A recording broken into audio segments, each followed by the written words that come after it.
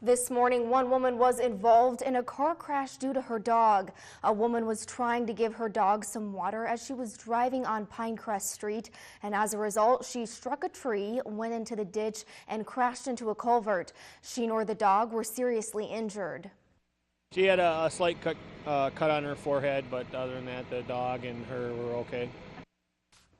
She denied treatment from the medical team and was issued a citation for careless driving.